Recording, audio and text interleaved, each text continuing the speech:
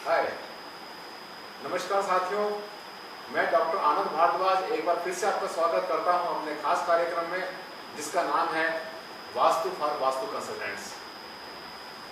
Friends, आज जो मैं ये रिकॉर्डिंग कर रहा हूं, जो वीडियो बना रहा हूं, इसलिए बना रहा हूं जिससे कि आपको एक नए टॉपिक के बारे में आपको बहुत ज़्यादा क्लैरिटी मिल जाए, क्योंकि कंफ्यूजन बहुत सारे हैं।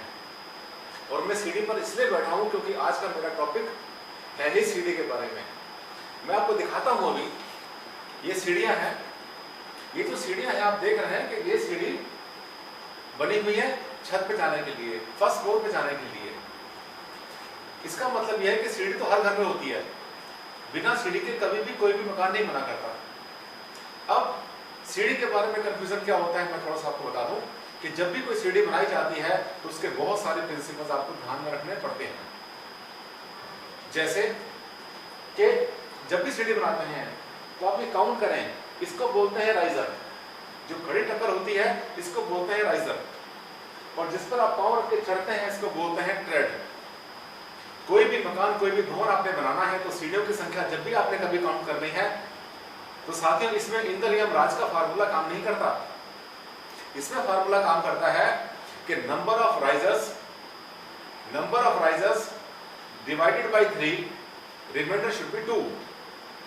यानी जितने भी इसमें राइजर आप काउंट करते हैं, सपोज कि यहां से ग्राउंड फ्लोर से फर्स्ट फ्लोर पे जाने के लिए अगर मुझे राइजर बनाने हैं और मैं 23 राइजर बना देता हूं, तो इसका मतलब क्या होता है कि 23 राइजर को अगर आप जो है डिवाइड करते हैं 3 से, तो 3 7 is 21, remainder is 2, the staircase is perfect। Number 1। Number 2, इसमें आपको जो है ये जो ट्रेड है जहां पर हमने पांव रखा है इसको काउंट नहीं करना। इसे काउंट करेंगे तो आपको कंफ्यूजन हो जाएगा। आप ये पूछेंगे कि मैं जमीन को काउंट करूं या ना करूं। सबसे ऊपर वाले जो मेरा स्टेयर है, जहां पर जाकर के मेरी स्टेयर्स खत्म होती है, यानी वहां पर जो हमने अपना प्लेटफॉर्म बनाया हुआ है, जो लिंटर डाला हुआ है, क्या उसे काउंट करें या ना करें।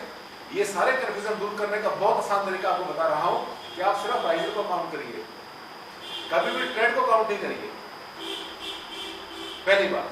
दूसरा, कोई भी सीढ़ी आपने बनानी है तो आप ध्यान रखें कि जो भी सीढ़ी है वो जब चढ़ते हैं, आप किसी भी सीढ़ी पे चढ़ते समय आपको हमेशा क्लॉकवाइज घूमना, जैसे घड़ी घूमती है वैसे घूमना है। या तो सीढ़ी बिल्कुल सीधी बनेगी, अगर सीधी नहीं बनाना चाहते हैं आप, कोई बात नहीं, घुमाइए उसको। आप बीच में कहीं पर भी आप कोई लैंडिंग दे सकते हैं। जो लैंडिंग बनाएंगे आप, तो वो जो लैंडिंग है वो भी काउंट होगी, इनमें स्टेप्स में काउंट होगी। दूसरा, जब आपने काउंटिंग करनी है, सपोज कि आपको जो है ये फार्मूला नहीं मिलता, क्योंकि total number of risers divided by 3 remainder by 2, ये जो फार्मूला है ये हर जगह पर आपको एप्लीकेबल नहीं होता लगेगा, क्योंकि जो छत की हाइट होती है वो 11 फीट, 12 फीट, 13 फीट इस तरह से होती है। इसके हिसाब से आपको जो राइजर हैं वो आपको कॉम्प्लिकेटेड लगेंगे। इसके लिए एक और फार्मूला है कि जितने भी राइजर्स हैं आपके, जिसे कहते हैं पदों की संख्या, वो आपकी जो है ऑड होनी चाहिए, इवन नहीं होनी चाहिए। ऑड का मतलब 1, 3, 5, 7, 9 इस तरह से होनी चाहिए। ऐसे होने पर आप चाहें तो 19, 21, 23, 25 ऐसे भी बना सकते हैं आराम से। लेकिन ये फार्मूला सिर्फ एक फ्लोर के लिए, हर फ्लोर के लिए नहीं है। ऊपर के फ्लोर पर फिर से यही फार्मूला काम करेगा। इसका मतलब यह है कि 2 फ्लोर को काउंट करने के बाद में आपका जो टोटल नंबर ऑफ राइजर बनेगा, साथ ही वो बन जाएगा इवन। यानी एग्जाम्पल के लिए अगर आपने 23 आपने यहाँ पे काउंट किया है, ग्राउंड फ्लोर पे काउंट किया 23, आपने ऊपर काउंट कर ली, तो टोटल बन जाएगा उसका 46। 46 जो है that is even number, not odd number. दूसरी बात, जब भी सीढ़ी पे चढ़ते हैं, हमने आपको बताया था क्लॉकवाइज घूमे, कभी भी एंटी क्लॉक ना घूमे। ये बात जो है बहुत ध्यान देने की, क्योंकि मैंने अभी जो है कभी 1-2 दिन पहले कोई मुझे क्लाइंट मिले थे, उन्होंने बताया कि उन्होंने कहीं नेट पर देखा था, कोई महापुरुष है, कोई वास्तु वाले, कोई कंसल्टेंट हैं, उन्होंने तरह तरह के सिद्धांत बना दिए कि अगर साउथ ईस्ट में होगा तो एंटी क्लॉक घूमेगा, साउथ वेस्ट में होगा तो क्लॉकवाइज घूमेगा, नॉर्थ ईस्ट में होगा तो सीधा जाएगा, और वेस्ट में बनेगा तो वहां पर उल्टा जाएगा। सिद्धांत वास्तु के कभी भी नहीं बदला करते साथियों। वास्तु के सिद्धांत हमेशा यूनिवर्सल रहते हैं, हमेशा उसका फार्मूला कभी नहीं बदला करता।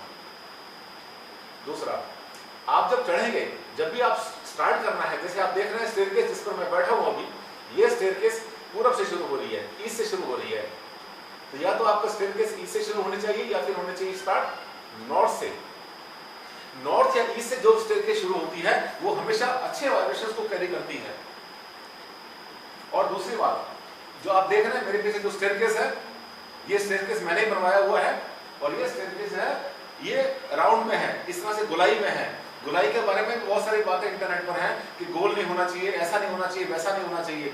ज्यादा भय पैदा ना करें, आप सिद्धांत को समझें और इसके पीछे जो लॉजिक है उसको समझें, तभी आपकी सीढ़ी बनेगी एक अच्छी तरह से साइंटिफिकली यूज होने वाली सीढ़ी। जब इस पे चढ़ेंगे हम, चढ़ते समय हमारी जो हैंडल है वो आप देख रहे हैं राइट साइड में आएगी, और ऊपर थोड़ी सी गोलाई लेने के बाद में ऊपर चले जाएंगे। तो ये जो सीढ़ी है ये बिल्कुल ठीक है, वास्तु के हिसाब से ईस्ट से स्टार्ट होती है। नंबर ऑफ राइजर्स इसमें है 23 है इसमें। ये जो सिद्धांत है आपके बहुत काम आएगा। आप जब भी सीढ़ी बनाते हैं तो सीढ़ी के बारे में ये बात जरूर ध्यान रखना, और कभी भी इस दिशा में उल्टी बनेगी, इस दिशा में सीधी बनेगी, यहाँ से सीधी आएगी, इस फार्मूले को कभी भी आपने ध्यान में नहीं लेना। क्योंकि वास्तु कंसल्टेंट, कोई भी बहुत से ऐसे वास्तु कंसल्टेंट होते हैं जो कि अपना नया नया फार्मूला बना के शुरू कर देते हैं। साथियों, अगर वास्तु के हिसाब से अगर सीढ़ी का क्लॉकवाइज घूमना अच्छा होता है तो क्लॉकवाइज घूमना ही अच्छा होता है, एंटी क्लॉक घूमना अच्छा नहीं होता, फिर चाहे वो दिशा कोई भी हो।